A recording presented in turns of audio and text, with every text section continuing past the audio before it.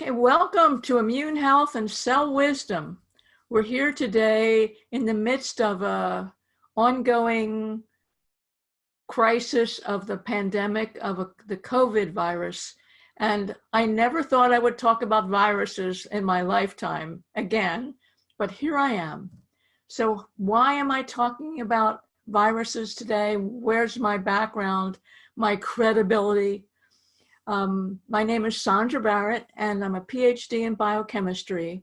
And when I was in grad school, my project, I laugh at it now, was actually on influenza viruses and trying to understand their biochemistry and how they infected a cell.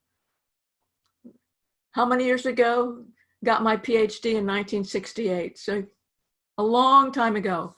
And then I took a postdoc fellowship at University of California in San Francisco in immunology, hematology. Again, that was not what I thought I would be doing, but it was.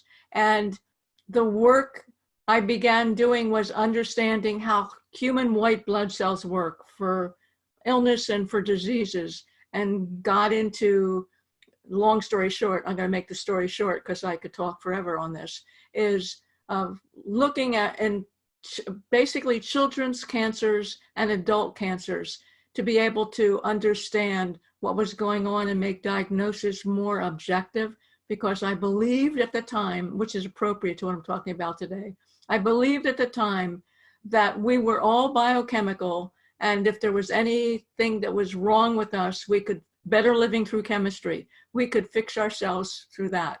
And so when I started working with children and then adults, I began learning that there's a whole lot more to us than cells and molecules. And so what I intend to share with you, where I morphed after leaving UCSF, was working much more one-to-one in education, and a field of medicine science started developing in the early 90s called psychoneuroimmunology. And I had the chutzpah, if you will, to think I could teach a field that I knew nothing about. I knew about the immune system, but I have learned over the 30, 40 years a lot about mind-body medicine. And so I wanted to share with you some practical hints about how do we take care of ourselves right now when we're in a place of terror, probably for more of us, anxiety sometimes, stress probably all the times. How do we change that? So let's see what we're going to learn. So the intention today is really to make it very simple. What is a virus? What is the immune system, this network that protects us? What's the first line of defense against viruses? And then what compromises, what diminishes our body's defenses against viruses, which is stress, what we're thinking. And moving in throughout the program, at least my intention is, well, then how do we take care of ourselves? How do we change what's going on in our mind and our body to be able to create protection? And that's what I hope you get out of today. So we're probably all familiar with this drawing of this new novel virus from the family of viruses called coronaviruses. And it's incredible when we think what's creating havoc in our world. It's this invisible, non-living entity that's able to take over our bodies, that takes over our economy. Is it a ghost? How does it do it? So let's look at how a virus actually is able to create some of the havoc in our bodies that it does. I want you to notice, first of all, the covering of the virus. The covering of the virus, it's called corona because it's crowned, it spikes, and just pay attention to that so that you can understand a little bit about how we think the virus gets into our cells. So viruses are not alive. One of the definitions of life is you have to be able to reproduce yourself. So a virus, in this diagram, we get a simple view of what a virus really is. A virus has a packet of genetic material, either RNA or DNA, depending on the kind of virus, in its core. And it can't do anything with this genetic material. It needs living cells to be able to reproduce all the information in these genes.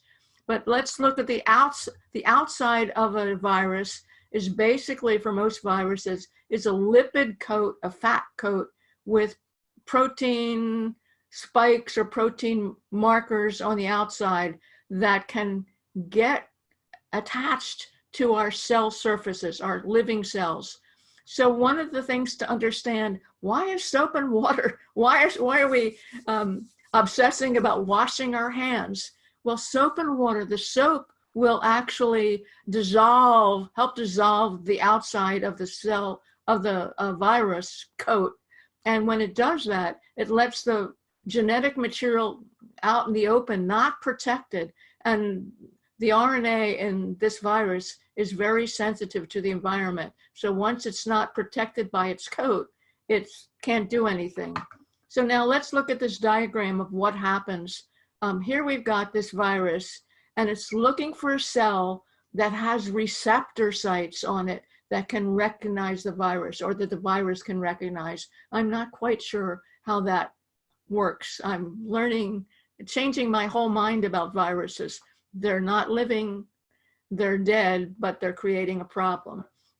So once they attach to a living cell, they essentially are injecting their genetic material, their DNA, their genome, their RNA, whatever they own, into our living cells.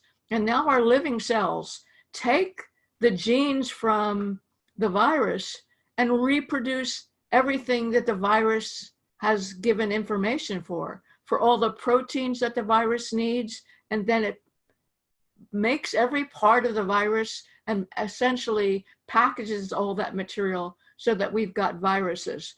The cells are making viruses. In some cases, the cells die once the viruses are there, but the viruses get out of the cell, reproduced. And one of the things I laugh about it, it's like we're learning so much, I think, in our culture. How long does this virus, they're saying, stay alive when it's on cardboard? Oh, 24 hours. Well, it's never been alive. What it is how long is it infectious? That means it hasn't fallen apart yet. So 24 hours, it probably has deteriorated on the outside and can no longer get into a human cell. They're not living. And this is just an example of an illustration of our living cells that have different receptor sites. And some of you might be aware of the AIDS epidemic. The way the AIDS virus got into human cells was on a certain receptor site on immune cells, on T cells. So let's see how we can work with and understand how this COVID virus is trying to infect us and how we can protect ourselves. So our major part of the body mind is the immune system. I used to write this immune system. This is a photograph of what we understand the immune system to be, which is the largest system in the body. Up until the 1990s, we thought the immune system operated totally independently of anything else. Stress was not part of our medicine. Mind was not part of our medicine. Nutrition was not part of our medicine. Just think about that. That's not that many years ago. So here we've got the immune system. Most of the immune cells are produced in our bone marrow. If they go to the thymus, they become thymus-derived or T cells. And that's a whole other long story I'm not going to get into today. In the 90s, what we began seeing was the relationship between the nervous system, the brain, and the immune system. And we have lots of hard data that prove that these two communicate with each other. That was the first part. And it's interesting in terms of a metaphor, if you will, that both of these systems are systems that help define the self. This is defining the physical self. And what the immune system is able to do is recognize not self or invaders. What the brain does, what the mind does is also, who am I? How do I recognize myself? So both these systems that developed into a field called psychoneuroimmunology, or PNI, which is easier to say. Both of them protect our boundaries, define our barriers, and help protect us against threat. And the system, it's a global system. It's cells, it's organs, it's tissues, it's the brain, it's our mind included in all of that, and molecules. So it's everything, although I've often said the skin is part of our immune system. The skin is the largest immune organ. But if we think about who we are, we're the immune organ, we're the immune network, and we need to keep it healthy. So first responders. The first responder I'm going to talk to you about is something called salivary IgA, or SIGA. And this is a protein molecule that's found in our spit, it's found in our nasal secretions, it's found in our gut, and it helps protect us, especially in the saliva and in the nasal secretions. It helps protect against respiratory infections. And throughout this talk, I'm going to mention some research that to me were the turning points in understanding what's going on in terms of immune health. In the 90s, one of the questions was, in the development of the real new medicine, who gets sick and who stays well? And a group at Harvard was looking at college students and medical students and seeing that typically those students, there were a group of students who would get sick during finals. They would get the flu or a cold. They would get sick during finals or after finals. And the researchers at Harvard said, what's going on? What's happening? Remember, stress was not part of our understanding. What's going on? They were looking at the physical changes, and they saw that, in fact, that salivary IgA was low in the students who got sick. And so the question was, how can we increase salivary IgA? It's really one of the first innate responders, against definitely respiratory infections. And how can we improve that? And I didn't look back at the original research because it's something that I've had in my head for a lot of years. What made them do the study they did? Probably it was based on Norman Cousins. Some of you are familiar with Norman Cousins, the father of PNI. He's started a program in PNI at UCLA, and he also had an autoimmune disease that he was in an incredible amount of pain, and he checked himself out of the hospital, and he said, I'm going into a hotel, I'm going to stay in a hotel, and I'm going to watch funny movies. And what he discovered was by watching funny movies, he diminished his pain significantly. So I'm thinking that's probably the origins of the Harvard study, because this was really early on in the field. So they had their students watch funny movies, actually the Marx Brothers. Some of you probably have never even heard of the Marx Brothers. So he had them watch funny movies and saw that, in fact, they could increase their SIGA by watching funny movies. And what they also learned, if they had the students watch war or violence, the IgA went down. And for me, this is one of the first messages of what can we do for self-care. What are we watching all day? Are we watching the news? Are we going and watching the statistics of what's happening? Are we putting Netflix, lots of war movies of violence? Or now we have a choice. We know that we can go watch something funny and do something that improves our first response against viruses, especially respiratory viruses. So we have a way of taking care of ourselves. The other first response in protecting ourselves is a family of molecules called interferon that cells beside the immune cells can produce. And what interferon does, it interferes with viral reproduction. So it's preventing, even if the virus got into the cell, it's preventing the cell from reproducing viruses. And I'll talk a bit more about this later on. And so the other first response, it takes a couple days. If we get an infection, after a few days, like 3 days or so, there's a family of non-specific responders called natural killer cells. And the natural killer cells will help kill the virus.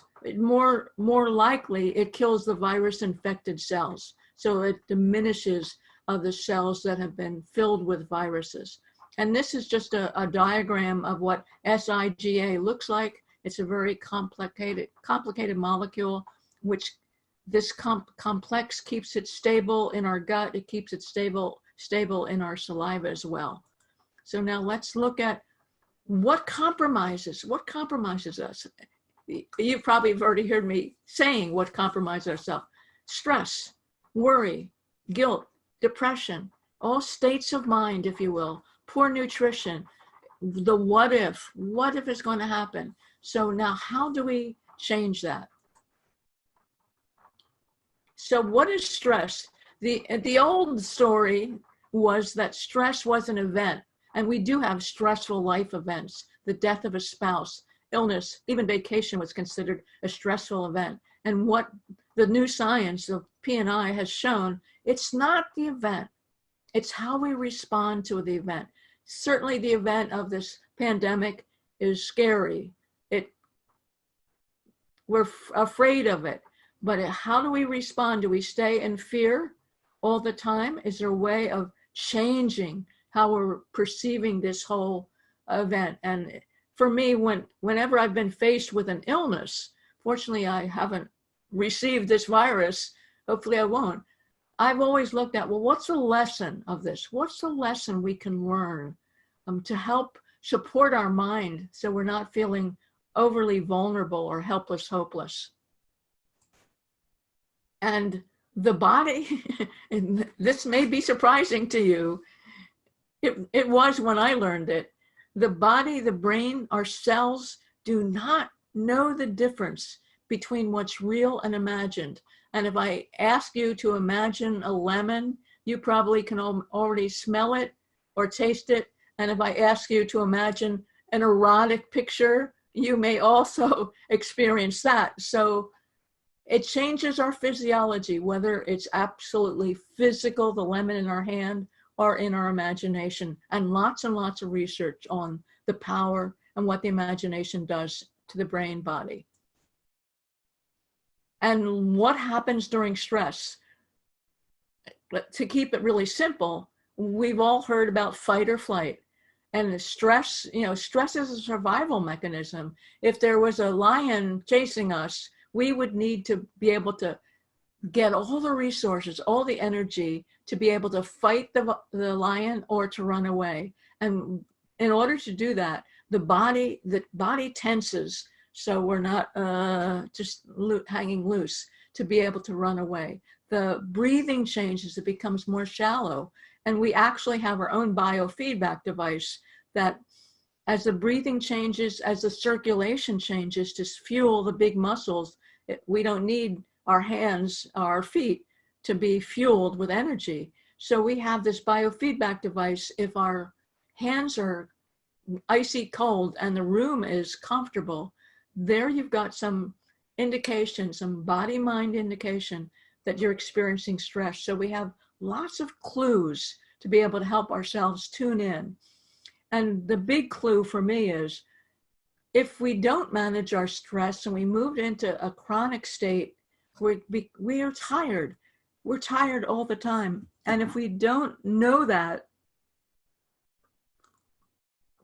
we may think, is this fatigue coming from an illness? No, the fatigue is, unless there is an illness, a reason, a disease reason for fatigue, a thyroid reason, it's because your cells have been unable to produce enough energy to get you through the day. So let's look at what happens actually at a cellular level. So our big muscles are the biggest producers of energy, of cellular energy. And this is a photomicrograph of cellular energy called ATP. And our body produces at least 2 to 3 pounds of ATP every day. So that's a lot. Recognizing that we need to be able to, the efficient way our cells make ATP or transform food, they need oxygen. So one of the easy strategies we already know in stress management, deep breathing, find ways to breathe and bring an oxygen to your cells that helps them replenish some of their ATP. And just to give you a visual and a number, because I know I always like numbers. When our cells are relaxed and when our muscle cells are relaxed, so notice in this biofeedback, are your shoulders up to your ears? Is your jaw clenched? Just so you can, again, use your own body as the teacher. So when we're relaxed, our cells, our muscle cells are able to produce 36 molecules of ATP for every molecule of glucose. So glucose is the easiest molecule that our cells use for making ATP. So this is an example, lots of molecules. When we're stressed, we're tight, we're not breathing oxygen, the cells are using a different cycle for production of ATP that doesn't need oxygen, and now they can only make 2 molecules of ATP. So right here, we can understand, how can I bring in more oxygen to my cells? Let's go to, before I teach you a way to do that, let's just look to appreciate the many changes that happen when we have chronic stress. Chronic stress basically is depleting our body, mind of energy. And in terms of specifics for immune changes, the immune cells can't make their antibodies. The immune cells can't make more T cells, more specific immune responses to viruses or microbes. The immune system gets out of balance. There's a hyper state and a hypo state. So what's typically happening during chronic stress, the microbes in our microbiome in our gut actually educate our immune cells. There's our immune cells in our gut as well. And the microbes are able to read, oh, there's a threat, there's a stress going on in this person. We better activate immune cells, and what they activate is inflammation, because inflammation is also early response against microbes. So we've got heightened inflammation with chronic stress. So the immune system is out of balance, and we have an increased risk for more infections. So it really becomes important now that we learn how to protect ourselves, to stay healthy. Louis Pasteur in the 1880s, when we didn't know what caused infections. We didn't know about microbes and germs.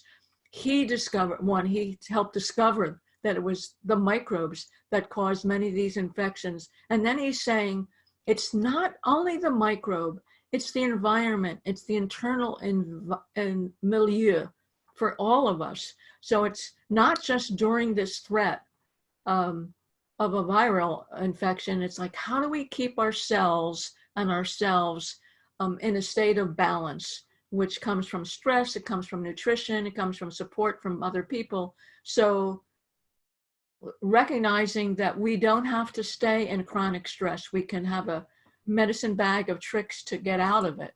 Other changes we do see, there are actually genetic changes that happen, that there's something called stress genes that get turned on. And we know that our genes can have lots of mutations. Our cells are quite capable of repairing the mutations, but the repair rate slows down. So that's another reason, long-term, not just in the next couple of months, how do I need to reduce my stress?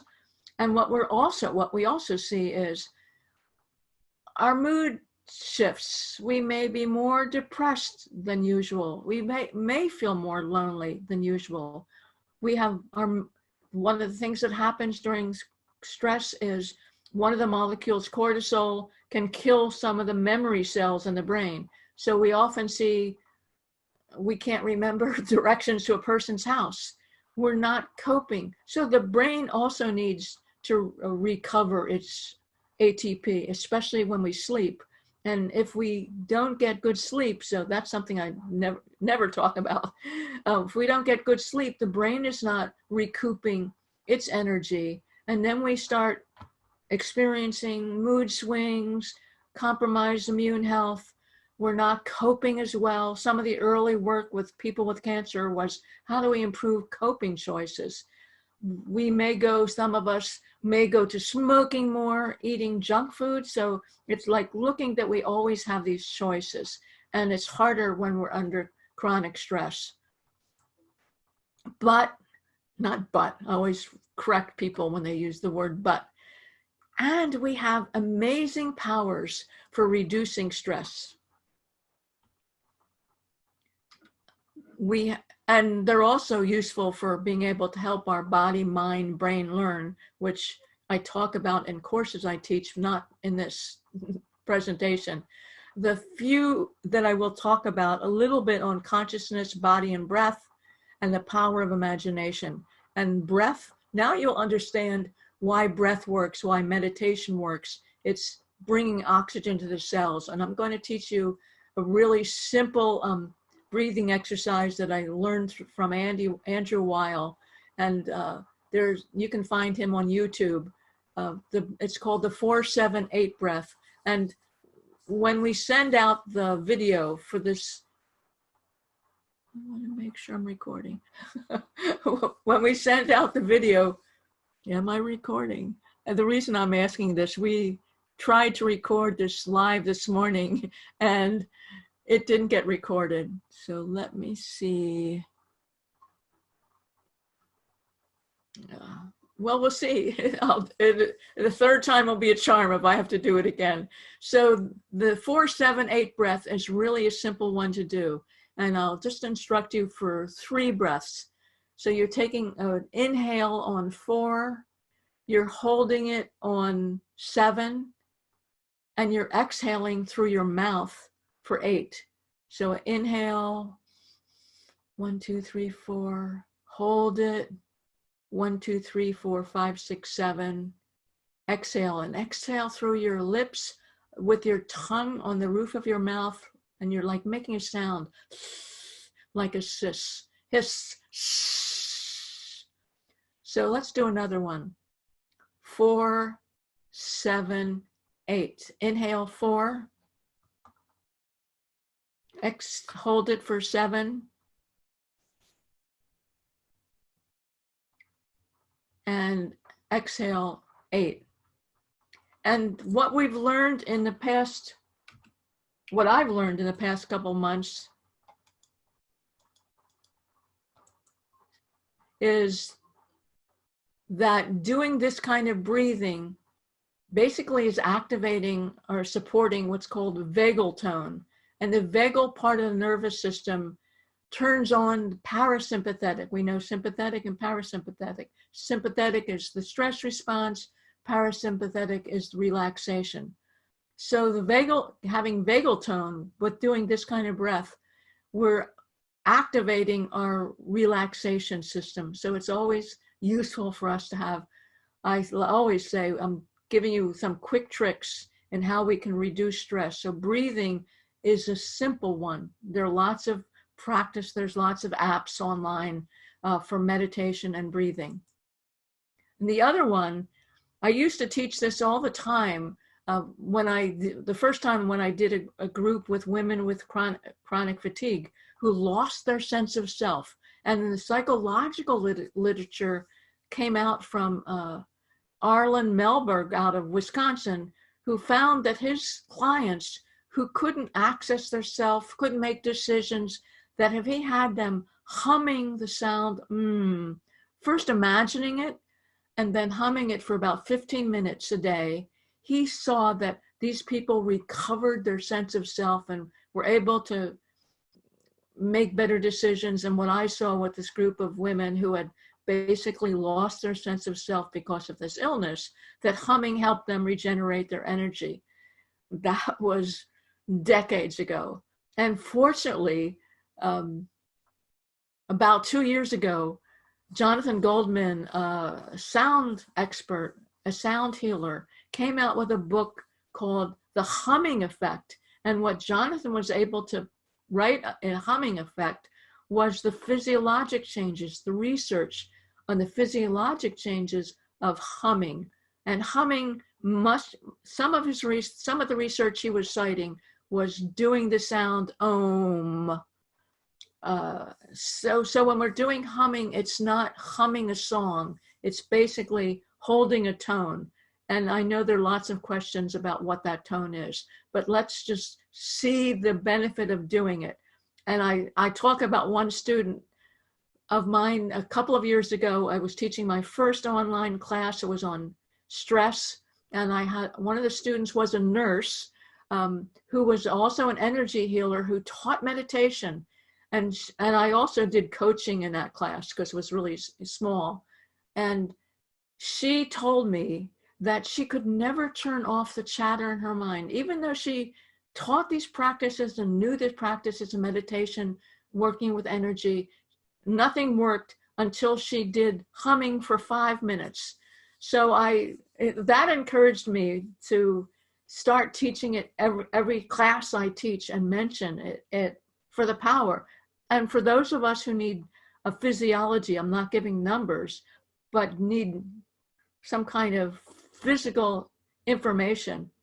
We've seen that humming for 5 or 10 or 15 minutes lowers our stress hormones, lowers our blood pressure. So it's lowering our stress. What it's increasing over time, it's increasing nitric oxide, which it relaxes the blood vessels. And if there are any men watching this, it also helps men with having sexual abilities by increasing your nitric oxide. It increases endorphins, and endorphins are what help blunt the experience of pain. So it's decreasing pain. It's increasing oxygen in the cells, and we know what that does. It definitely increases the ability of the cells to make ATP. It's also improving lymphatic circulation, which is another part of the immune system, which basically is the filtering system. And deep breathing also impacts the lymphatic circulation. So humming is a wonderful practice to do. Oh, we should do. Did we do hums? No, I don't think we did hums. Let's do one hum. So we take a deep breath in, and on the exhalation, this time with your mouth closed, you're humming, just the sound, whatever's the tone that comes to you. Inhale.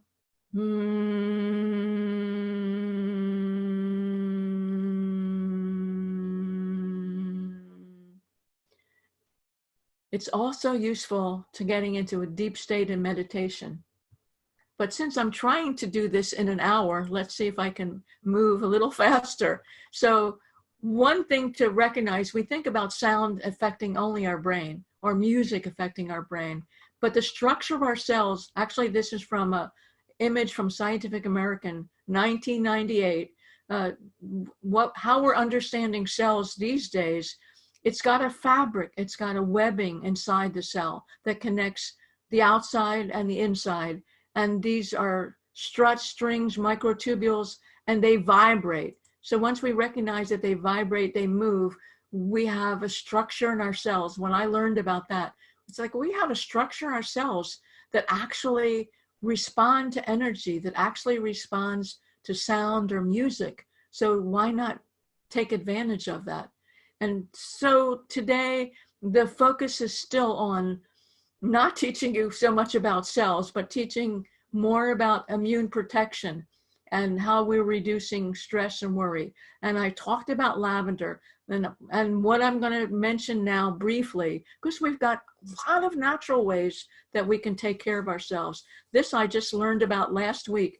It was a study out of Japan looking at how to lower the stress in women who were being treated for cancer.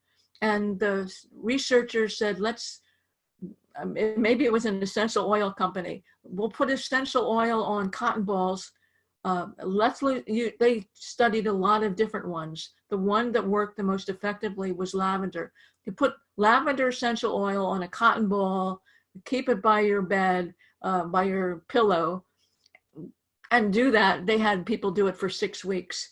And what they learned from that in a couple of weeks, and that they saw that the SIGA began increasing. So we have another way of influencing our immediate responders to stress. And what I knew about lavender from decades ago, in the old days when they started teaching relaxation and meditation, some of the instructors would either use a smell to help people go into relaxation, or to use a smell to anchor the experience.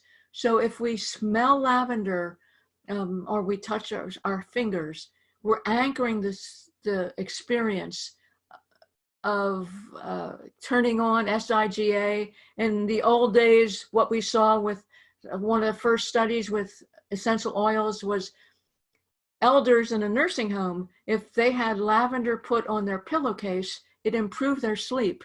And I've just started putting lavender on my pillowcase the past couple nights. It's one night it worked better than the other, but it's like, can we be consistent? What can we do to be consistent? Because we're the experiment, and we're the only experiment in town. We can read data, but it's like, well, what's going to work for me?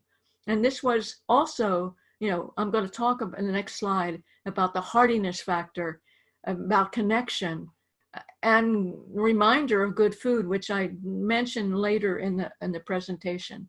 So let me go to the next slide.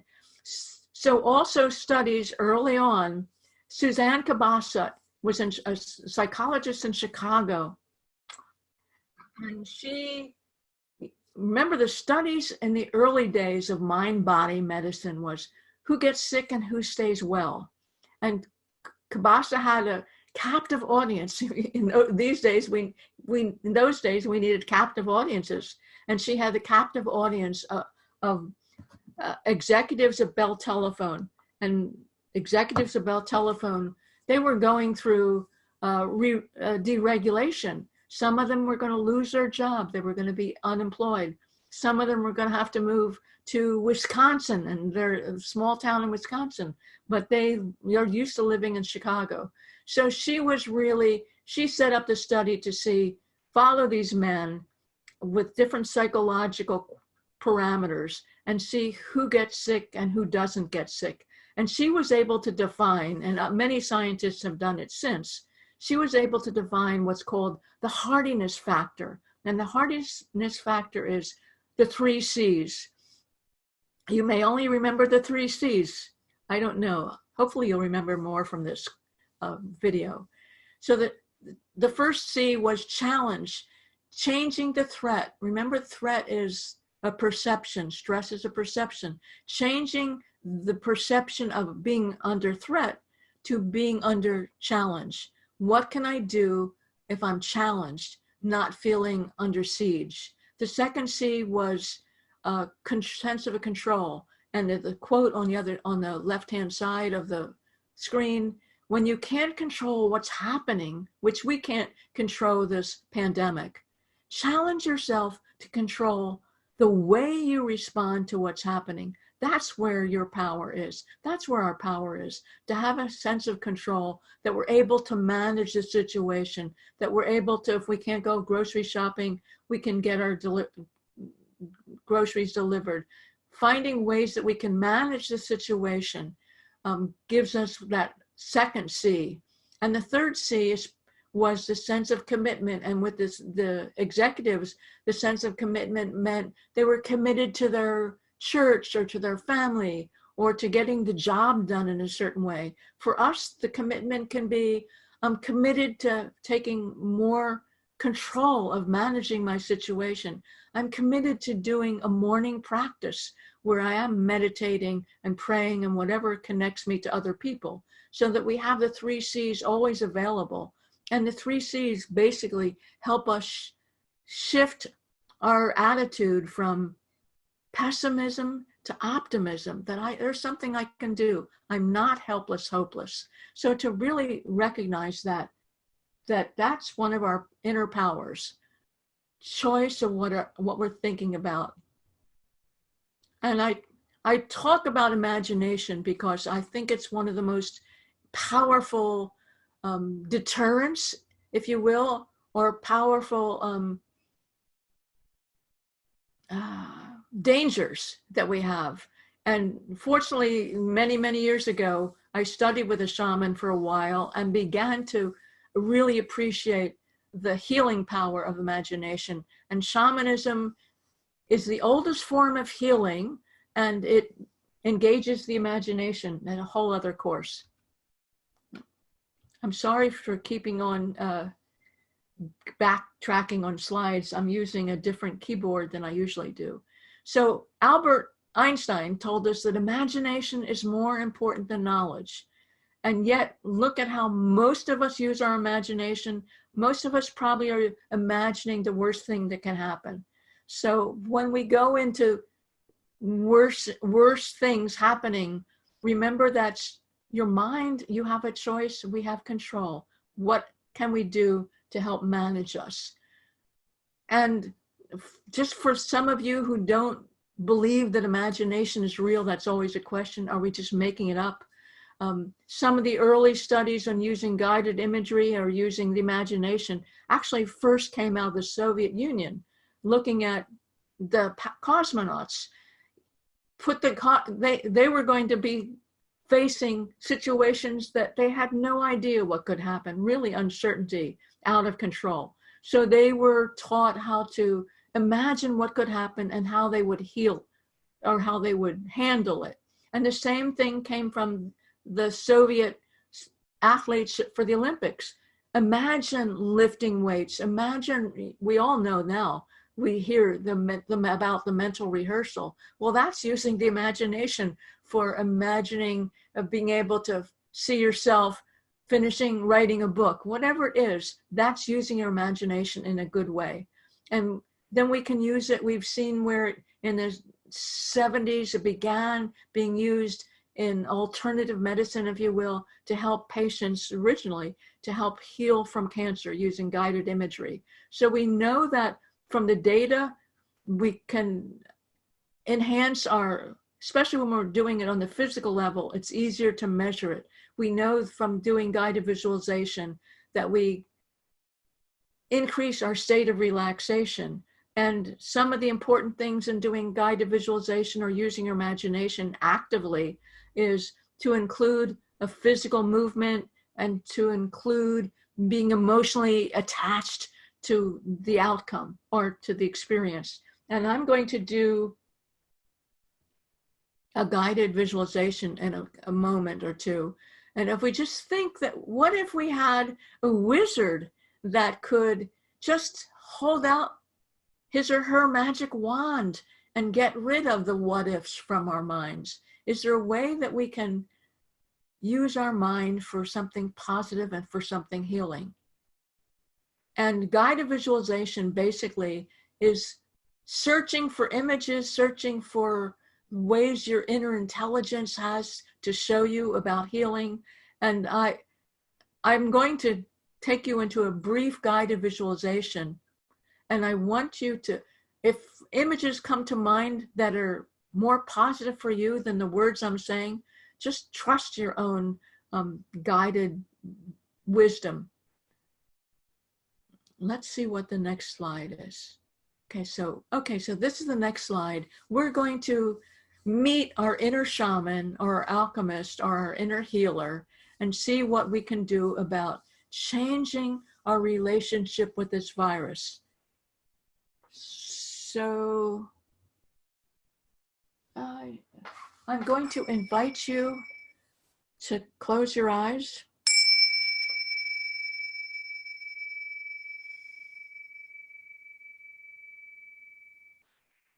Take some moments to feel your breath, your natural breath.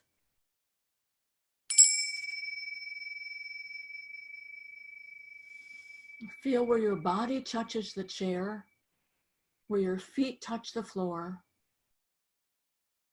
Allow yourself to be at ease. And if any mind chatter is going on, just picture this mind chatter, this worry, these concepts. What am I going to do later today? Imagine all that mind chatter going up in bubbles, up into the sky. And once those bubbles are far, far away from you, that chatter has diminished significantly.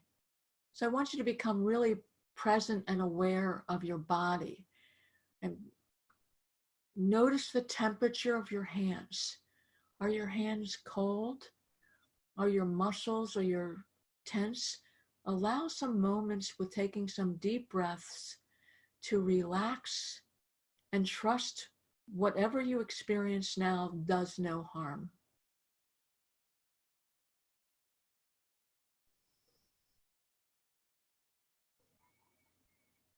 And I invite you to bring your awareness to your heart.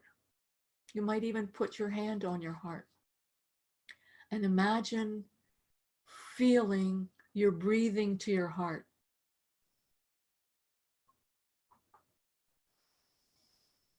And imagine that that breath is going throughout your body, all of your cells. You have trillions of cells that are breathing you right now.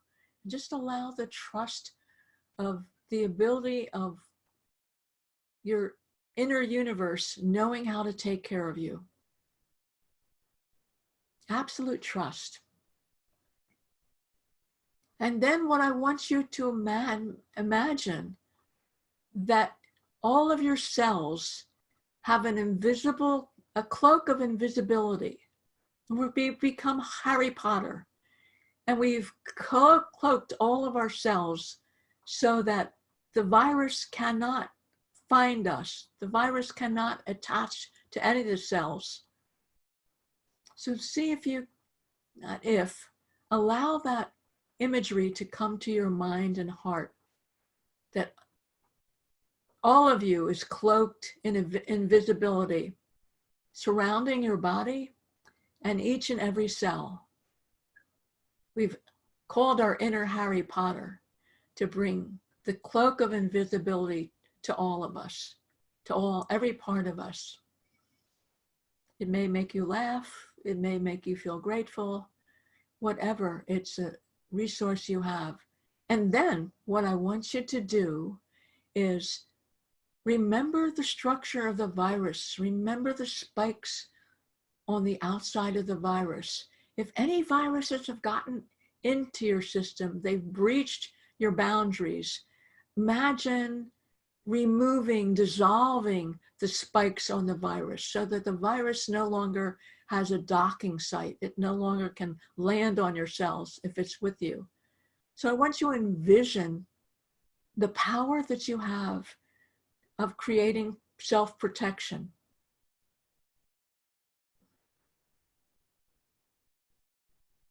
And let whatever images come to mind be what you pay attention to. That you're totally protected.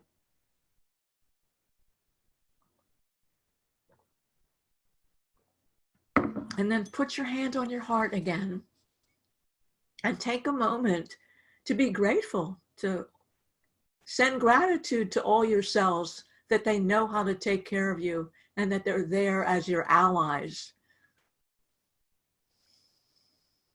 Thank you for taking care of me. Thank you for being me. Cells are us, by the way. Thank you, thank you, thank you, thank you. And just take a moment, with each breath that you're sending out gratitude and appreciation and healing powers to every cell. It's being broadcast to every cell in your body. How lucky we are that we have this loving intelligence as part of us. And then to help anchor, you've heard me talk anchor, press your thumb and your first finger together and be able to hold this experience in your body. And this video will be available to you so you can listen to this again to help bring this healing when you most want to do that. You might want to do it every day. Maybe I'll do an audio of this. We'll see where today has been a very unusual day in terms of getting this work done and shared. So let go of your fingers, bring your awareness back to your body, bring your awareness back to being with all of us here. and slowly open your eyes.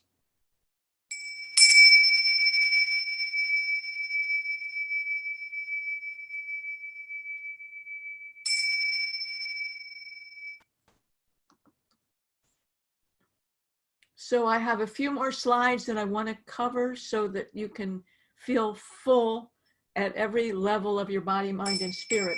I'm going to go through it fairly quickly. So if you remember, I talked about interferons being the first line of defense that our cells have against viral infections. And what I want to bring your awareness to is the way we're understanding the COVID virus right now.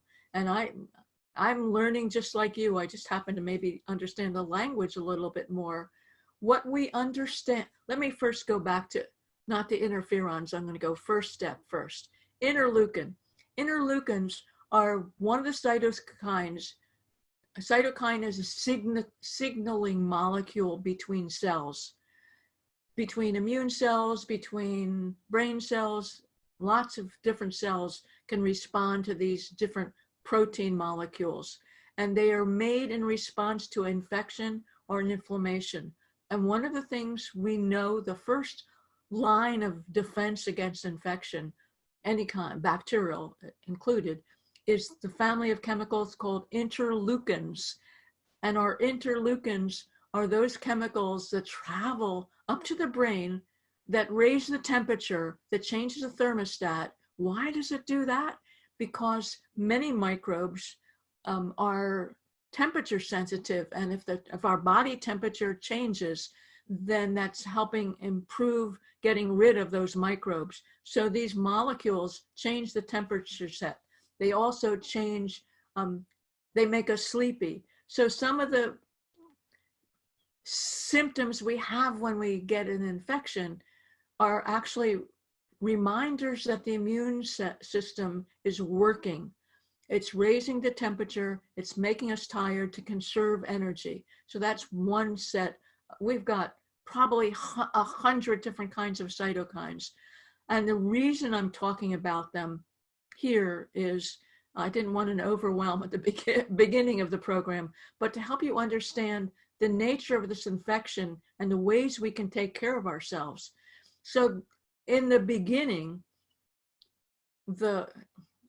although I'm saying viruses are not alive, I'm wondering, in fact, if they have some kind of intelligence or consciousness, because one of the proteins that the virus triggers our cells to produce is a molecule that interferes with our cells' ability to make interferon. So early on, the virus interferes with the cytokine production. It's interfering with, it's protecting itself from it's allowing itself to be reproduced in our cells because it's slowing down the production of one of our first lines of defense. And what we're understanding in terms of the clinical story of the infection, it's a respiratory virus. It lands in our lungs, and the damage we're seeing in the lungs, the question that scientists are asking, is the damage from the virus, or is the damage from what's being called a cytokine storm, that there's so many different cytokines that are being triggered? Is it being triggered by the virus? We don't yet know. It's triggering inflammation. And some of the questions are, is it our immune response later on that's actually causing the damage to our lungs? And so what I've decided to include here is being able to protect ourselves from inflammation. What some of the data has shown, and I don't want to be irresponsible with what I share, I think what some of this data has shown, that people who were taking anti-inflammatories like ibuprofen did poorer than people who were not taking that. And I'd have to investigate that data to see if that's true. So when you hear inflammation, I'm not encouraging you to take anti-inflammatory drugs. I'm going to encourage you, because inflammation is a normal process, one of the first innate immune responses to any kind of pathogen or damage or physical stress. So what I'm encouraging you to do is be able to look more for what are the natural anti-inflammatories, what foods, what spices. We know about turmeric, rosemary, and I will, when I send out this link, I'll send out also a series of articles that my co-author on Ultimate Immunity and I put together on the foods and spices that are important for protecting us against inflammation. Body-mind strategies, reduce stress, the same things. Why inflammation, chronic inflammation, is so bad? It's implicated in either the cause or the consequence of many of our chronic illnesses, like heart disease, like diabetes, like obesity. So, and many of our illnesses have inflammation as a primary agent in the consequences of the symptoms and the illness. So the same kind of strategies that we learned for heart disease, like exercise, reduce your stress, meditate, eat certain foods, all can help protect us from too much inflammation. And I always like to say, food, find the best foods. This is not the time to be eating a lot of junk food. All the highly pigmented foods are protective foods. A whole other long story, another course. But to recognize if you can get fish or get it frozen. What I'm reading is, what food should we get frozen these days? So frozen fish is a really good option. All these green leafy vegetables, olive oil, nuts and flax. So we've got lots of good, and there are many, many, many other links for what are good anti-inflammatory foods. What can we do to build our bodies up?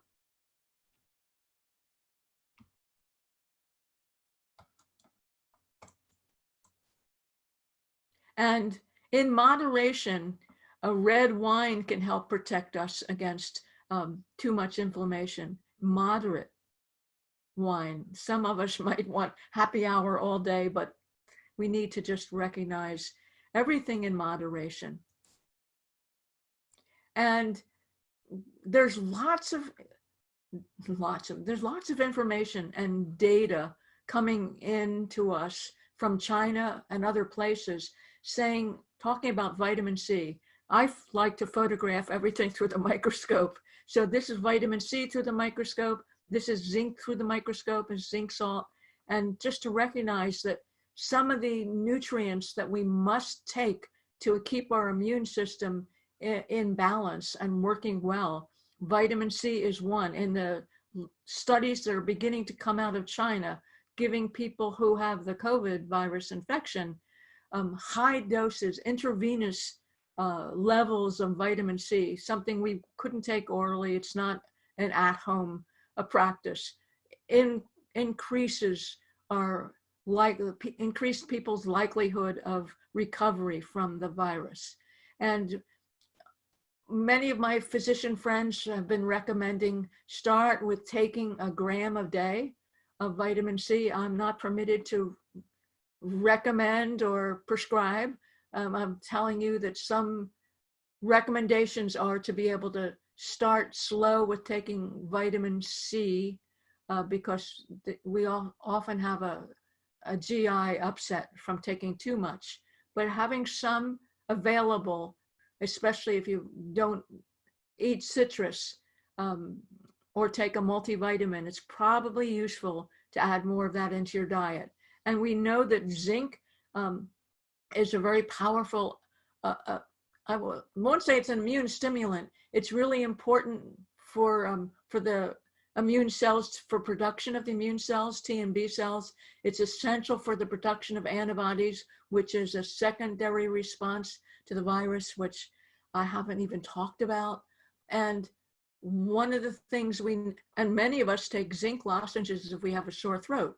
What many of us may not be aware of, if we start losing our sense of smell and taste, it's a signal that you might be experiencing a zinc deficiency. So that's another way we need to protect ourselves.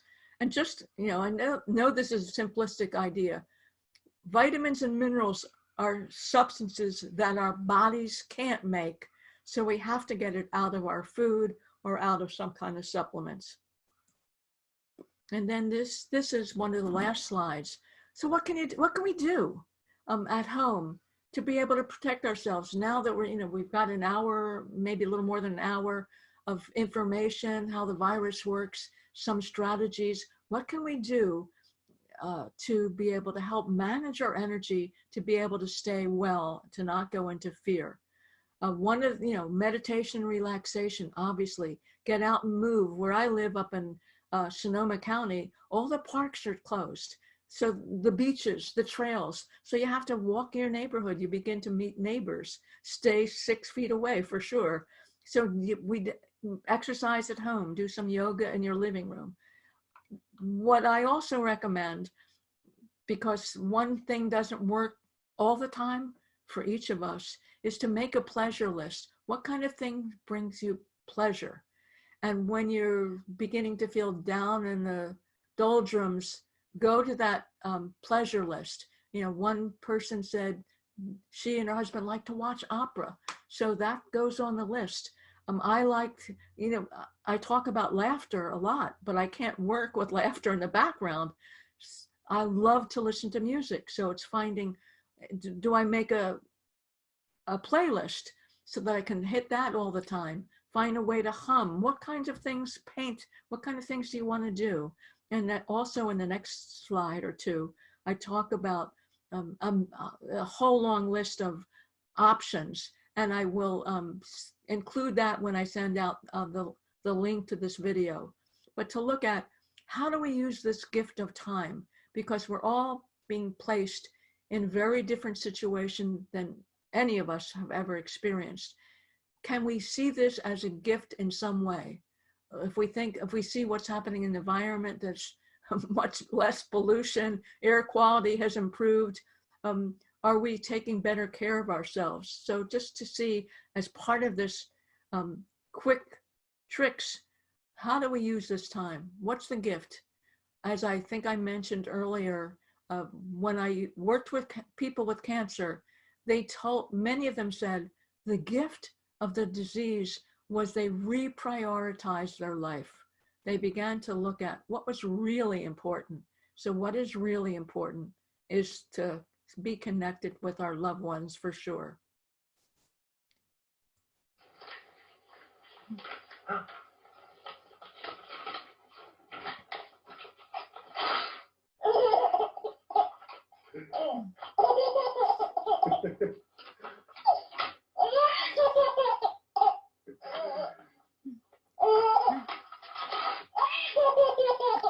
And for sure, find things that make you laugh.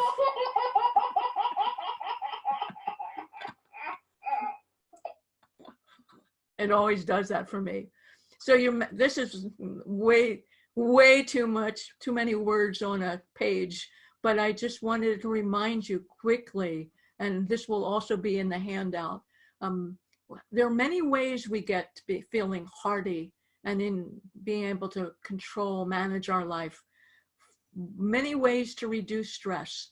You've learned about some of the ways to amp up immune protection: breath, meditation, hum, laughter, music. We know the data, there's more data for music for relaxation and stress reduction than for immune health. So use that for taking a breath in the moment.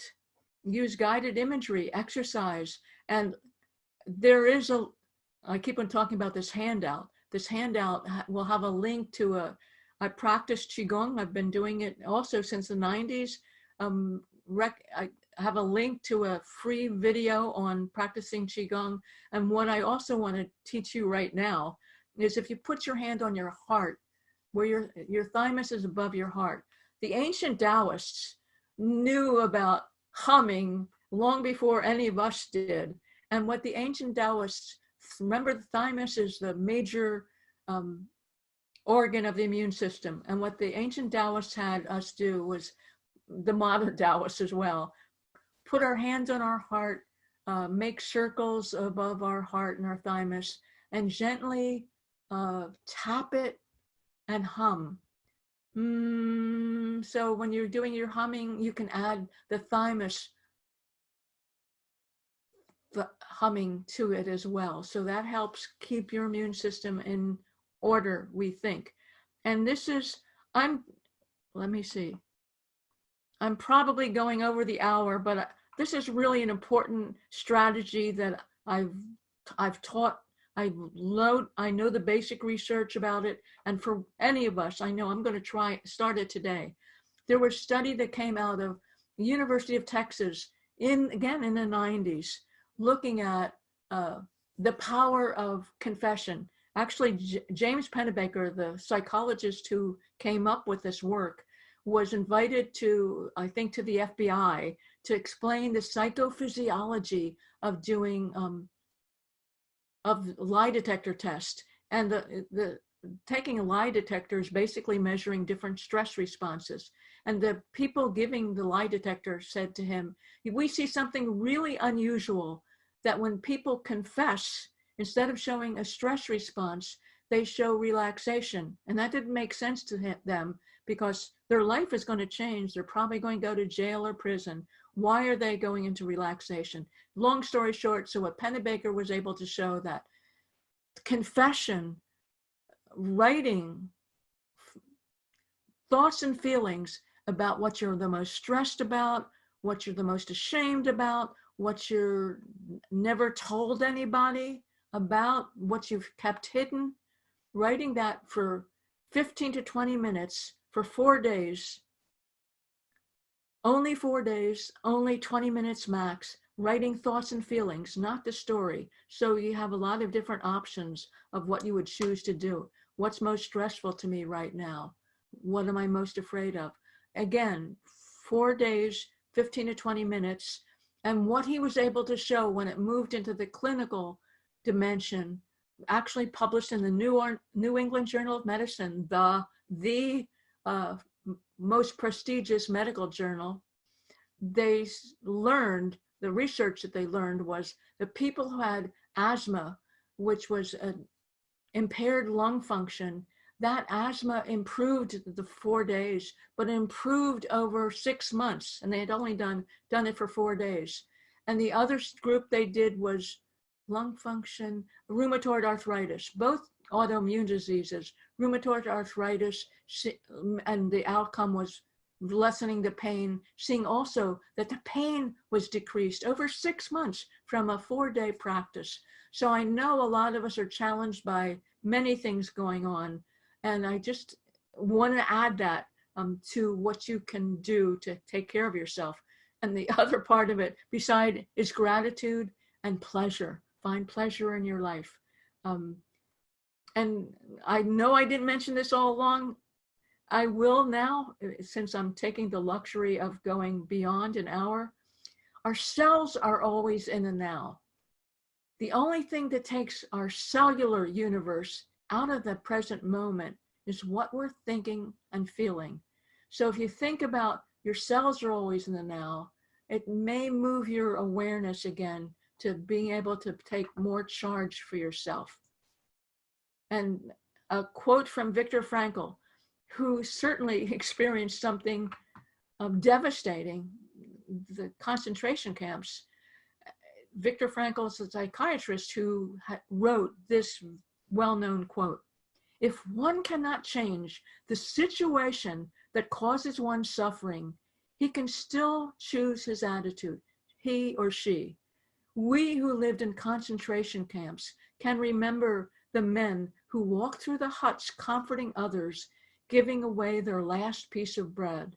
They offer sufficient proof that everything can be taken from a man but one thing, the last of human freedoms, to choose one's attitude in any given set of circumstances, to choose one's own way. That is where we have our power." And these are just examples of two of my books that some of this information is coming from. and Secrets of Your Cells and Ultimate Immunity, which I co-wrote with Elson Haas.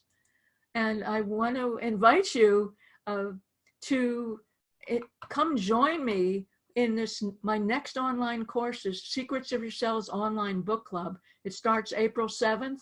It's an 8-week course where we meet together. Each week is a different chapter where I talk about what's going on in the chapter. People ask their questions. I bring forward what I've learned. The book was published in 2013. So I bring forward, what have we learned since then? And every class we have a connection with the group and a guided visualization at the end. So we have ways of really broaching the healing wisdom in ourselves from the mind and body and spirit, because I do try to bring in the sacred to all of this. And I know this link you probably can't get to, but you can see it, and in the handout will be a series of links to this, the program, and my website that has lots of freebies on it that you could learn from. There's a music, there's the gratitude meditation, there's lots and lots. And I'm inviting you to really take care of yourselves. For me, one of the lessons of this virus is we really see how everything is connected, and can we engage with ourselves and each other in a way that's healing rather than polarizing? And can we take care of ourselves? Maybe some of us have not been as diligent with eating the right food. Maybe this is the time we take more care with connecting with our families, more care with connecting with our friends, just to find ways that really connect us in a heartful, soulful way. And I'm wishing you well, wishing you good health. And we will survive this. We will survive it in a higher vibration than we have gone into it. So thank you all for being here. I greatly appreciate the time we've spent together. And feel free to email me, to contact me if you have questions, that we can stay in connection.